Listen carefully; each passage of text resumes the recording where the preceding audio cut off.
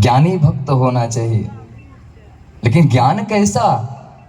परिष्कृत ज्ञान होना चाहिए, शुद्ध, शोधन किया हुआ। हाँ, सबसे पहली चीज तो आप लोगों को मैं धन्यवाद ज्ञापित करता हूं कि आप लोग उत्तम श्रोता हैं। जो उत्तम श्रोता बन सकता है वही साधक बन सकता है। सबसे पहली स्थिति है श्रवण, फिर क्या सुना हमने उस पे मनन, फिर बाद में चिंतन, फिर हृदयंगम, फिर आत्मसात। इस तरीके से कड़ियां हैं। जैसे दूध में घी मौजूद है, लेकिन उसको ज्वलनशील वाली गुणवत्ता उसके भीतर में नहीं है अभी।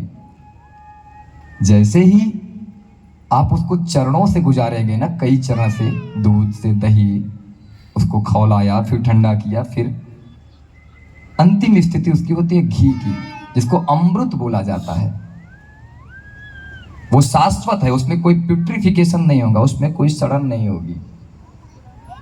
जो शुद्ध अवस्था को, अपने अंतिम अवस्था को उपलब्ध हो जाता है, उसमें कोई दुर्गुण, कोई गुण होता ही नहीं है। उसका स्वभाव है खुशबू फैलाना, है ना। वो जहां जाएगा उसको उत्तम ही करेगा नारायण। आचार्य याज्ञवल्क बड़ी सुंदर सी बात कहा करते हैं याज्ञवल्क की स्मृति में कि साधनोति परकार्यमिति स साधु।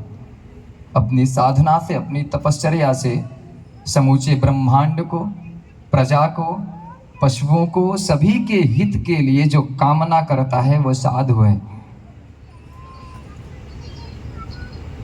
समझ रहे हैं ना आप? साधु, मुनि, संत, सब अलग अलग वैशिष्ट लिए हुए हैं नारायण। पंडित, पुरोहित, राजपुरोहित, हाँ, सब अलग अलग वैशिष्ट लिए हुए हैं। आचार्य, हाँ।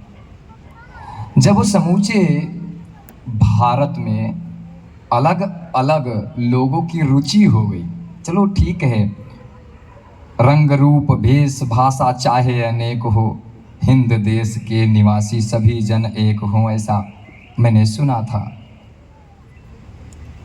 तो रंग रूप भेष भाषा अलग अलग भले हो, लेकिन एक छत्र में व्यक्ति कब आएगा, किस स्थिति में आ सकता है? तो वो है धर्म। धर्म को की जब बात आती है तो वहां पे सारे लोग एकत्रित हो जाते हैं, बिना किसी डिस्क्रिमिनेशन के, बिना किसी भेदभाव के। भेद नहीं बोलते, अवान्तर बोलते हैं। हम बोले तो हमारे जीवन में स्त्री है, पुरुष है, बच्चा है, बूढ़ा है, जवान है, अधिकारी है, मजदूर है, अवान्तर हैं नाना प्रकार के। किंतु सोसाइटी में रहता सारा लोग सोसाइटी का व्यक्ति है, ऐसा है ना, एक समूह।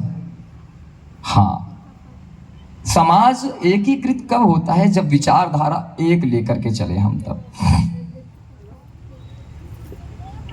किसी को शिव ही प्रमुख नजर आने लगा, किसी को भगवान श्रीमन नारायण ही नजर आने लग गए, फिर नाना प्रकार के लोग भेद खड़े करते चले गए और लोग आपस में लड़ने लग गए।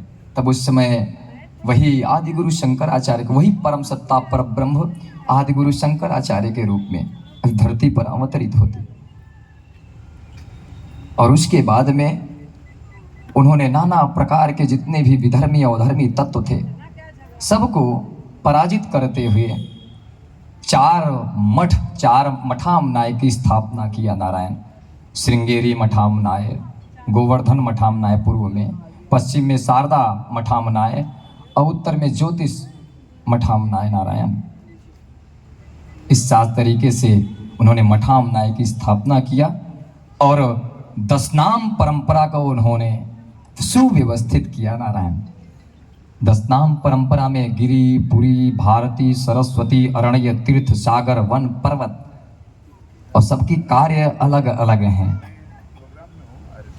कोई पर्वत पे, पहाड़ पे, कंदराओं में रह करके अपने संकल्प के द्वारा समूचे ब्रह्मांड को ऊर्जान्वित करता है। कोई पुरियों में रह करके पुरियों की रक्षा करता है नारायण। अयोध्या, मथुरा, माया, काशी, कांची, अवंतिका। हाँ, कोई अपने ज्ञान के द्वारा, वाक शक्ति के द्वारा विधर्मी सत्ताओं को निरुत्तर करके व्यक्ति को धर्म से विमुख होने से बचाता। कोई अरण्य जंगलों में रहता, कोई समुद्र के किनारे रहने वाले लोगों को उनके धर्म से लगातार जोड़ करके रखे रहता, उनको बताता रहता, समय पर बोध कराता रहता था कि आपका वास्तविक धर्म क्या है। धीरे धीरे कालखंड बदला। कहते हैं अपभ्रंश। जैसे कि एक नदी थी, उस नदी के किनारे आज के 3200 वर्ष पूर्व एक सुमेधा नाम के ऋषि हुआ करते थे। 3200 वर्ष बाद में वो जो सुमेधा नाम के ऋषि थे, उस जगह का नाम हो गया मेढा, और वो जगह में जो नदी बहती थी उसका नाम था तनुश्री। त्रिपुरा रहस्यम ग्रंथ में उसका उल्लेख मिलता है। बाद में उस नदी बन गई तनसी, तनसी से तंसा, तंसा से फिर तानसा बन गया, है ना। उसका वास्तविक जहां से वो निकला उससे कोई लेना देना ही नहीं। अब यहां पर व्यक्ति हो जाता है कंफ्यूज, संशय से युक्त हो जाता है। और शास्त्रों ने कहा है कि आत्म संशय विनश्यति, भीतर में कोई संशय उत्पन्न हो तो संशय का समूल नाश हो जाना चाहिए, तब व्यक्ति बिल्कुल निश्चिंत हो जाता है, लक्ष्य की ओर केंद्रित हो जाता है। नारायण, हाँ, आपको अपने निजी जीवन में आप अलग अलग पदों पर हो सकते हैं। कुछ माताएं नौकरी पेशे में होगा, कुछ माताएं गृहस्थ जीवन में होगा, हाँ, कुछ बच्चे पढ़ रहे होंगे, कुछ पढ़ने की तैयारी में लगे होंगे, कुछ अपना पढ़ाई पूरी करके आगे की तैयारी में लगे हुए हैं। हाँ, सबको एक बात समझनी चाहिए नारायण, चेतना के स्तर पर, चेतना कॉस्मोजेनेसिस की बात किया जाए नारायण, चेतना के स्तर पे हम सब एक हैं। नास्ति नेह ना किंचित, इतना सा भी भेद नहीं है नारायण, रंच मात्र भी भेद नहीं है। उस चेतना के उस स्तर पर जाने के बाद में ना स्त्री है ना पुरुष है, न छोटा है न बड़ा है, न बुजुर्ग है न युवा है। हाँ, एक सूत्र आइंस्टीन ने, हमारे मनीषियों ने बहुत पहले ही उसको बताया, लेकिन लोगों को बराबर समझ में नहीं आया। तो एक वैज्ञानिक हुआ आइंस्टीन, उसने दिया एक सूत्र, E=mc²। E से हो गया एनर्जी, M से हो गया मास, C से हो गया प्रकाश की तीव्रता। इस सूत्र के द्वारा उन्होंने बताया कि ऊर्जा को न तो नष्ट किया जा सकता है और न ही उत्पन्न किया जा सकता है, इसको केवल और केवल ट्रांसफर होगा, ट्रांसफॉर्मेशन होगा, उसका रूपांतरण होगा केवल। और यही बात तो भगवान भगवत गीता में भी तो बोल रहे हैं ना, कि वो केवल बदल रहा है, अपनी स्थिति को बदल रहा है, वस्त्र को बदल दे रहा है, आधार को बदल दे रहा है। वो नष्ट होने वाली चीज है नहीं, और ना ही आने वाली चीज, प्रकट होने वाली चीज, वो अस्तित्व में है, उसका होना ही काफी है। न सूर्य आ रहा है न सूर्य जा रहा है ना। काल के परिवर्तन के कारण हमको कभी उगता हुआ प्रतीत होता है, कभी वो अस्त होता हुआ प्रतीत होता है। वो है, उसका होना ही काफी है नारायण, उसका एग्जिस्टेंस ही काफी है। ये ध्यान रखना,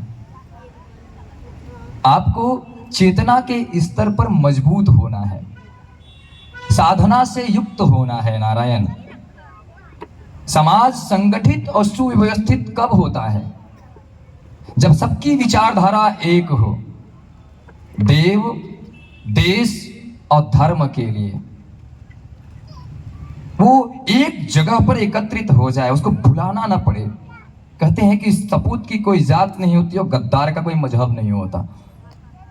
सपूत की कोई जात नहीं होती और गद्दार का कोई मजहब नहीं होता। तो इस भारत माँ के हम सपूत बने, सपूत बने। जैसे एक बालक अपनी बूढ़ी माँ के पास किस अवस्था में जा रहा है, उस बूढ़ी माँ का वैसी ही अवस्था होगी। अगर वो इनामी गुंडा बन गया ना, तो उसकी माँ हमेशा हर पल कष्टित होगी। अगर उसने मान बढ़ाया, अपने कुल वंश परंपरा समाज का गौरव बढ़ाया, तो उसकी माँ, जानते हो ना, हर्ष से युक्त होगी नारायण। ये माँ तो दिखाई दे रही है, वो जो तुमसे बात कर रही है, ये ब्रह्मांडीय चेतना जो धरती है, धरती रूपी जो माँ है ना, वो तो तुमसे बोलेगा नहीं, वो तो धैर्यशाली है ना। उसको बोला गया कि धरती बिन धीरज कौन धरे, सबसे बड़ा अगर धैर्य में अगर किसी को उदाहरण के रूप में प्रस्तुत किया जाता तो धरती को।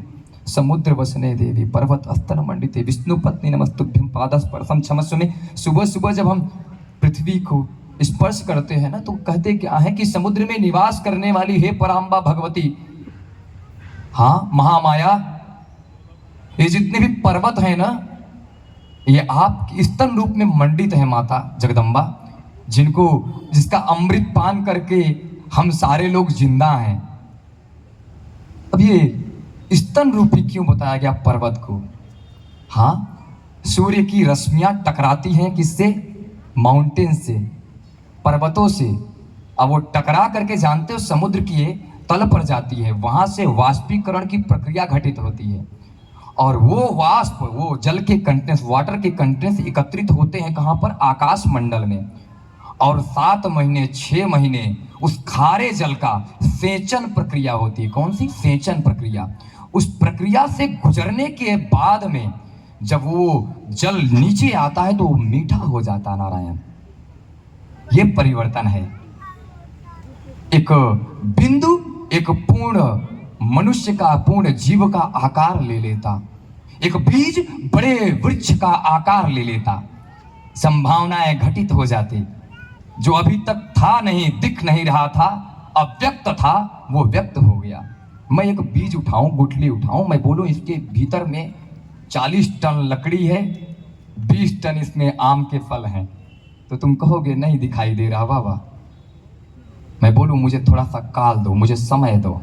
मैंने उसको धरती पे रोपा, 20 वर्ष के बाद में उसमें 40 टन लकड़ी भी निकली और 20 टन आम भी निकला। हमने कहा और निकलेगा, तुमने कहा हाँ बाबा निकलेगा। ये तुमने क्यों बोला हाँ बाबा निकलेगा?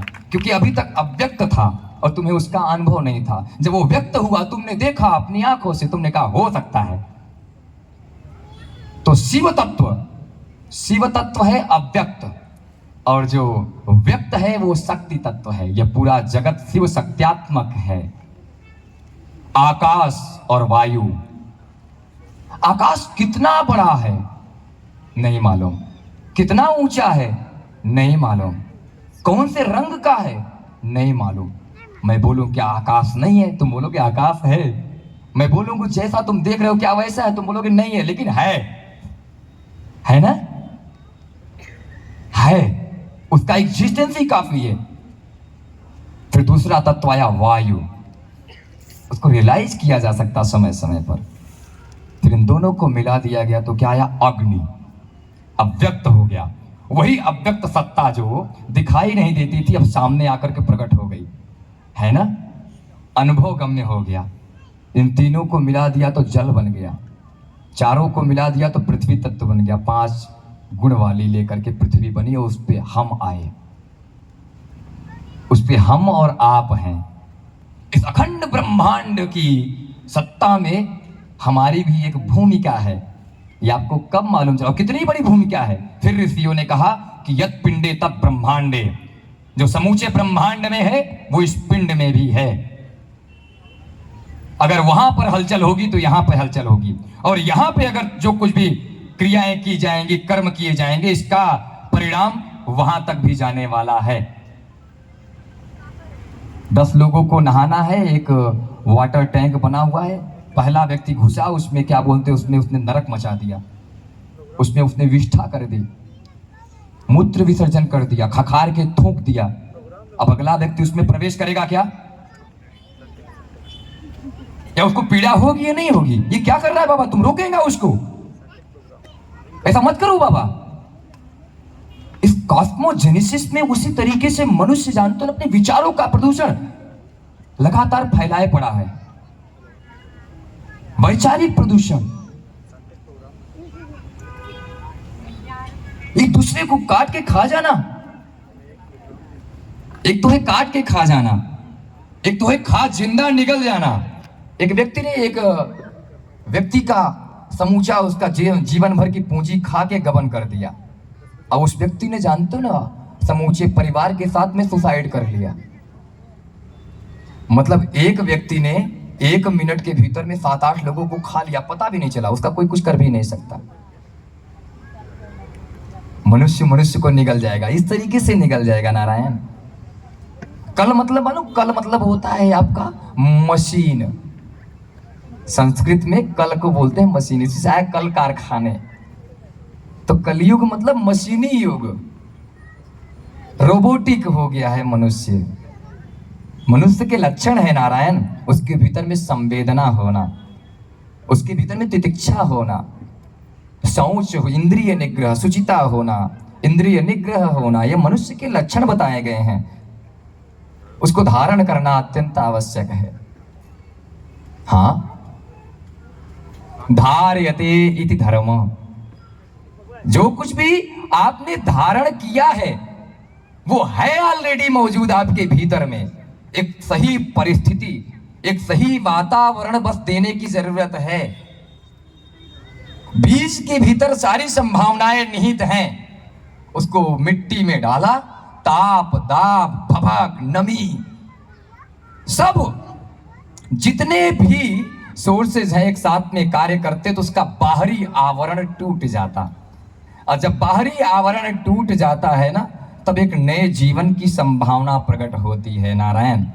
उसी तरीके से आप या हम जो भी आया है इधर में मनुष्य इस जगत में, तो पशु के रूप में आया है। किसके रूप में? पशु के रूप में आया है। तो तीन चीजें कही गई हैं, पास, पशु और पशुपति। पास, पशु और पशुपति।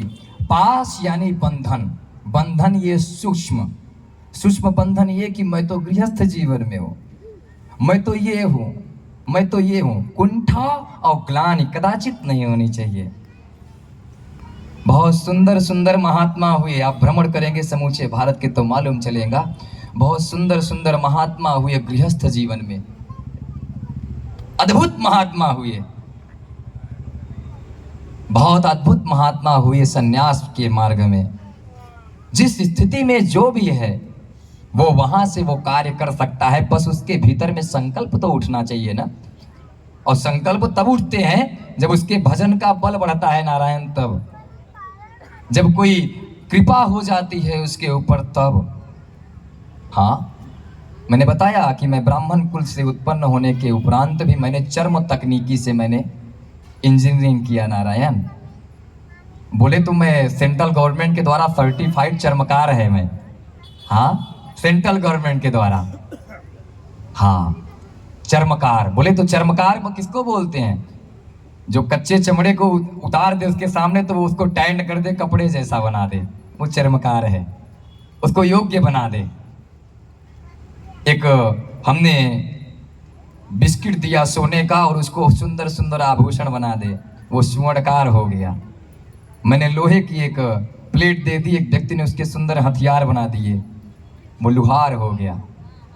हाँ, एक व्यक्ति को मैंने एक ग्रंथ दिया, उस ग्रंथ को उसने पढ़ा, समझा अपने गुरुओं के आश्रय में रह करके, और फिर उसके नए चिंतन निकल करके आया और गुरु के आश्रय में बैठ करके उन पे संभाषण कर रहा है। हाँ, आप अपनी जिम्मेदारियों को समझना नारायण। हाँ, अपने मन की मलिनता को विदा करना है, अपने मन की मलिनता को विदा करना है। जो आवरण आपने ओढ़ रखे हैं उसको तोड़ के फेंक देना है। वो कब होएगा? कब होएगा? कला, विद्या, राग, काल और नियति, ये माया के 5 कंचुक कहे गए हैं। कला, विद्या, राग, काल और नियति, इसमें समूचा ब्रह्मांड है। हाँ, एक कंचुक से बाहर जब व्यक्ति निकल जाता है तो जीव शिव हो जाता है। इतना सा अंतर है मात्र। हम उसके साथ में हमेशा कनेक्टेड हैं, चाहे पापी से पापी जीवात्मा हो, दुरात्मा ही क्यों ना हो।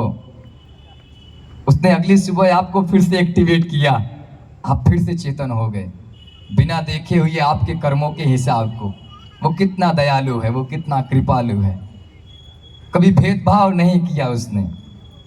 तुम हो सकता है कि उसको जज करो कि उसने हत्याएं की है, उसने चोरियां की हैं, वो उचित व्यक्ति नहीं है। उसने भेद नहीं किया। वो जितना राम के घर पे बारिश करेगा ना, उतना रहीम के घर पे भी, उतना जोसेफ के भी घर पे करेगा। वो सबके घर पे बारिश करेगा उतना ही। ये स्थिति कब की है? सुप्रीमेसी की ओर, सुप्रीमेसी पे पहुंचने के बाद। संत हृदय नवनीत समाना। साधु कहते हैं कि 1000 माताओं की करुणा जब एकत्रित होती है तो वो साधु होता है नारायण। उसको चोट पहुंचाएगा, उसको आघात पहुंचाएगा, फिर भी वो कृपा करेगा। वो कहेगा ईश्वर इनको सद्बुद्धि देना, ये सही मार्ग में आ सके। क्योंकि जानबूझ के कभी कोई गलती करेगा ही नहीं बाबा, उससे हो जा रहा है। और ये क्यों हो जा रहा है? क्योंकि उसके पाप कर्म उद्यत हैं, नित्य नैमित पूर्व सिंचित, कहीं न कहीं के कोई न कोई हैं जो उसको बार बार प्रेरित कर रहे हैं वो कार्य करने के लिए। हकीकत तो ये है, बोधवान व्यक्ति, विवेकवान व्यक्ति चाह करके कोई गलतियां करता नहीं है, सत्य है ये। या फिर वो किसी सर्कमस्टेंसेस में, मजबूरी में, और या तो फिर लोभ में। नाना प्रकार की फिर अवधारणाएं घटित होती है नारायण। अब इस समूचे ब्रह्मांड में केवल और केवल एक ही धर्म है नारायण। रिलीजन हो सकते हैं तमाम, पंथ हो सकते हैं तमाम, लेकिन धर्म, धर्म का कोई समानार्थी शब्द नहीं है। धर्म का कोई समानार्थी शब्द है ही नहीं। और दूसरा एक शब्द है गुरु। गुरु का कोई समानार्थी शब्द है नहीं।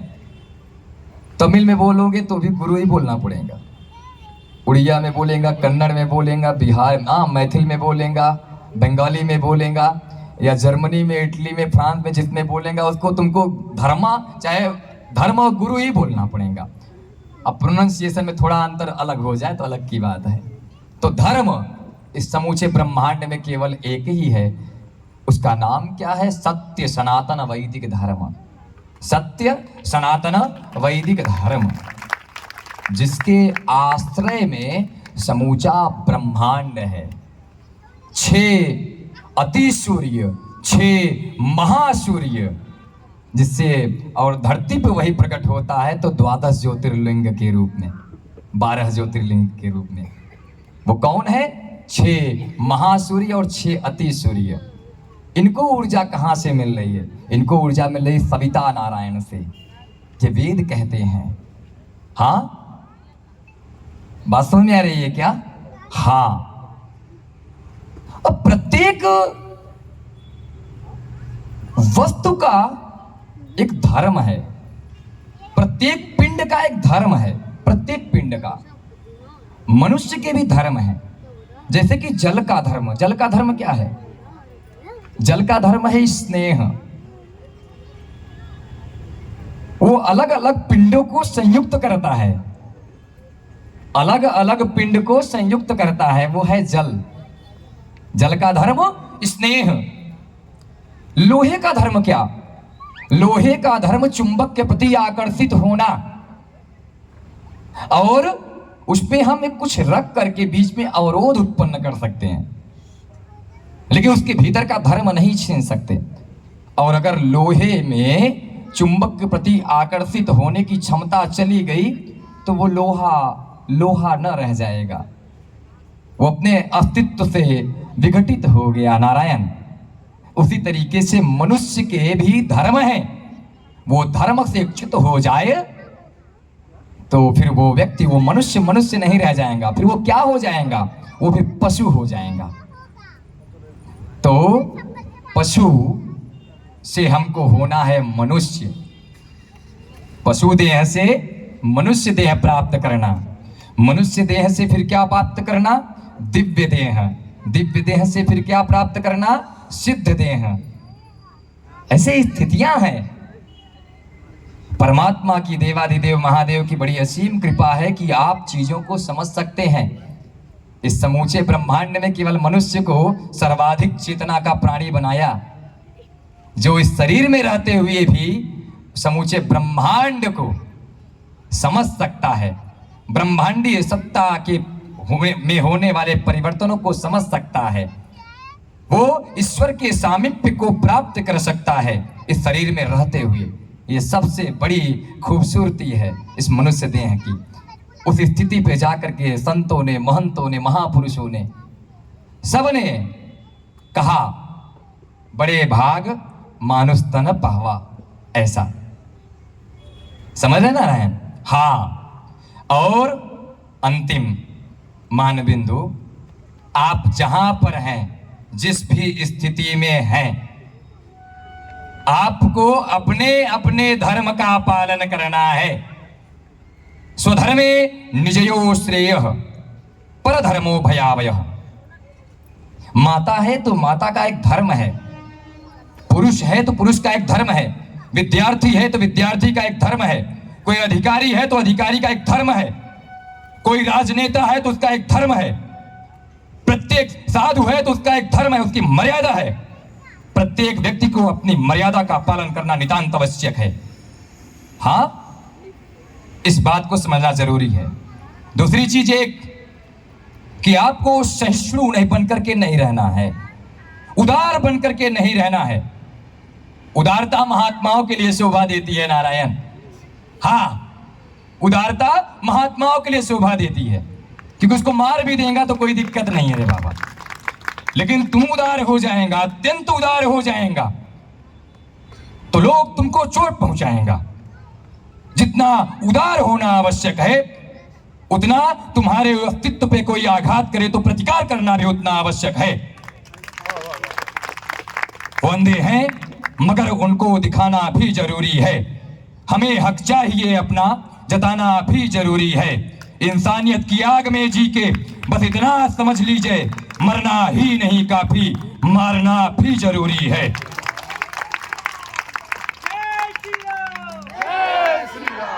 धर्म पर आघात हो, गौ पर आघात हो, आपकी जननी, आपकी मिट्टी पर आघात हो, कोई इसके साथ में दोगलापन करने की कोशिश करे तो आपके भीतर में इतनी चेतना प्रखर होनी चाहिए कि आप सत्य और धर्म के समर्थन में खड़े होकर के प्रतिघात करने का, प्रतिकार करने का सामर्थ्य रख सके। ये होना चाहिए। ये होगा कब? जब आप चेतनावान होंगे, तब जब आप प्राणवान होंगे, तब जब आप पौरुष से युक्त होंगे, तब जब आप सामर्थ्य से युक्त होंगे, तब। इसलिए धर्म के सानिध्य में रहें, महापुरुषों के सानिध्य में रहें। समझना है हमारे अस्तित्व का काहे के लिए हुआ है, यहां पर हमारा अस्तित्व इस ब्रह्मांड में किस लिए है, और हमारा इस समूचे ब्रह्मांड में योगदान क्या होना चाहिए। जब आप ये समझ लेंगे, न कोई लव जिहाद होगा, न कोई लैंड जिहाद होगा, क्योंकि चेतनावान व्यक्ति का कोई भी बाल बांका नहीं कर सकता। जो महाकाल की शरण में है, कोई काल भी उसका बाल भी बांका नहीं कर सकता। नारायण।